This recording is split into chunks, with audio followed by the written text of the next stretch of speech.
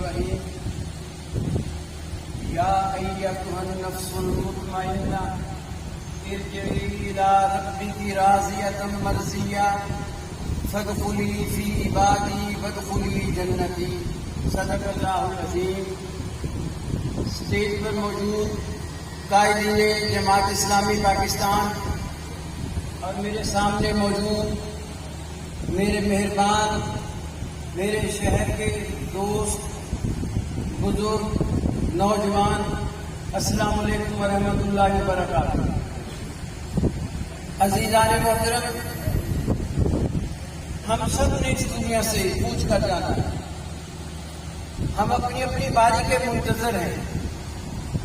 میں نے اپنے کاندھے پر سینکڑوں جنازے اٹھائے، کتنوں کو ہم بھول گئے، کچھ ہمیں یاد رہ گئے، لیکن وہ لوگ جو دنیا میں اعلیٰ کام کرتے ہیں، نیک کام کرتے ہیں، انسانوں کی بھلائی کے کام کرتے ہیں، وہ ہمیشہ زندہ رہتے ہیں، اور جب لوگ ان کو اچھے لفظوں میں یاد کرتے ہیں تو یقینی طور پر میرے رب العالمین بھی ان کا اچھا ذکر فرشتوں میں کرتے ہیں، اور یقینی طور پر جب لوگ مرحوم سے خوش ہوں تو اللہ تعالیٰ بھی ان سے خوش ہوتے ہیں اور ان کے درجات کو بلند کر دیتے ہیں۔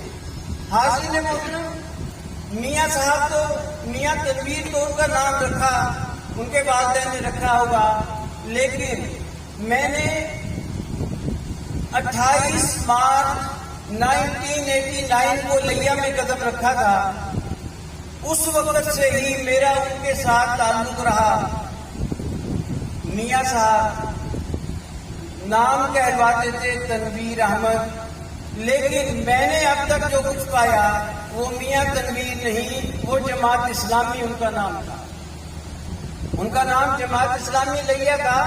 میں نے کبھی بھی آگے پیچھے کہیں سے پوچھا کہ تنویر صاحب کہاں رہتے ہیں، مجھے جواب ملا کہ وہ جماعت اسلامی والے۔ پھر میں نے کسی جگہ اور پوچھا کہ میاں تنویر صاحب یہاں آئے تھے، کہاں چلے گئے، کہتے وہ جماعت اسلامی والے۔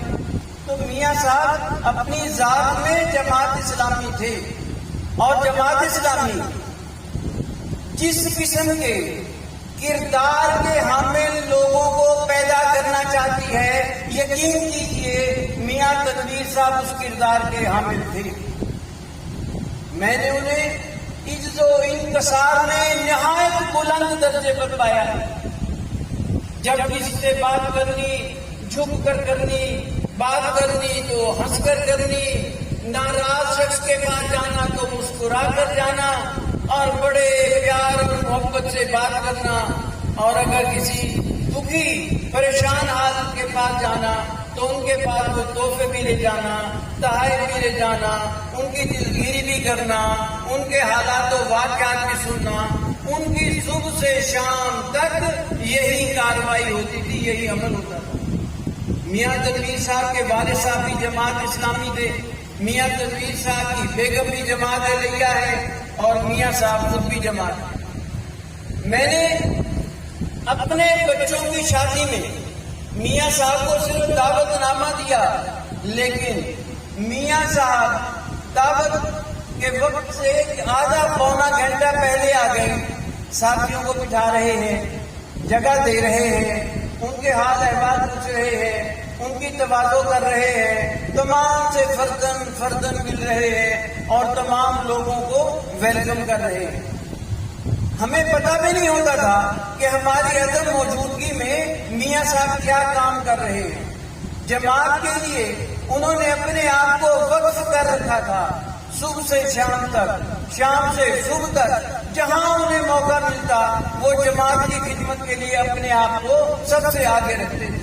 اور جب کبھی جماعت کا کوئی پروگرام ہوتا، میں نے دیکھا ہے کہ ساری رات کھڑے ہو کر انہوں نے تمام پنڈال کو آراستہ کروایا، ان کی نوک پلک درست کروائی، کبھی کرسیاں اٹھا رہے ہیں، کبھی میز سیدھی کر رہے ہیں، اور کبھی بینر لگا رہے ہیں، کبھی مہمانوں کا استقبال کر رہے ہیں۔ ان کا کام یہی ہوتا تھا۔ جماعت کو انہوں نے لیہ میں زندہ رکھا، پہلے ان کے والد صاحب نے یہی کام کیا، پھر میاں صاحب یہی کام کرتے رہے، اللہ کو پیارے ہو گئے، یہ سب نے ہونا ہے، ہم نے بھی جانا ہے۔ میاں صاحب بھی چلے گئے، اور ایک بہت بڑا شعبہ الخدمت فاؤنڈیشن جو سارے پاکستان میں کام کر رہا ہے وہ لیا میں بھی ہے۔ میں نے میاں صاحب کو دیکھا جہاں ان کی شہر کی ذمہ داری ہوتی تھی، جہاں وہ شہر کے ذمہ دار رہے، وہاں الخدمت فاؤنڈیشن کے لیے انہوں نے دن رات خلوص کے ساتھ کام کیا ہے۔ کبھی وہ یتیموں کے ساتھ جا رہے ہیں، کبھی وہ بیوگان کی مجلس میں ان کو کپڑے دے رہے ہیں، کبھی وہ سیلاب آنے والوں کے لیے دریا میں اترے ہوئے ہیں، کبھی وہ عید الاضحیٰ کے موقع پر لوگوں میں گوشت تقسیم کروا رہے ہیں، کبھی وہ کھالیں اکٹھی کر رہے ہیں۔ ان کا کام ایک تھا، جماعت اسلامی جماعت اسلامی جماعت اسلامی۔ وہ یہی کام کرتے رہے، یہی کام کرتے کرتے اللہ کو پیارے ہو گئے۔ میں یہ کہتا ہوں کہ لیا میں کوئی شخص بھی ایسا نہیں ہوگا جو ان سے کبھی ناراض ہوا ہو، یا جنہیں ان سے کوئی ناراضگی کی چھوٹی موٹی بھی کوئی خوب آئی ہو۔ میاں صاحب کو میں نے ہمیشہ دیکھا، ہمیشہ پایا، وہ جب بھی آتے ان کے چہرے پر مسکراہٹ ہوتی، ان کے چہرے پر ایک ہنسی اور مذاق کی کیفیت ہوتی، بڑی عمدگی سے گفتگو کرتے تھے۔ اور یقیناً جب 100 200 1000 2000 شہر بھر کے لوگ ان سے خوش ہوں گے تو یقیناً میرا رب بھی ان سے راضی ہوگا، اور رب راضی ہوگا تو میاں صاحب کی اخروی زندگی انشاءاللہ بہت اعلیٰ ہوگی۔ اللہ تعالیٰ ان کے درجات بلند فرمائے۔ وما علینا الا البلاغ المبین۔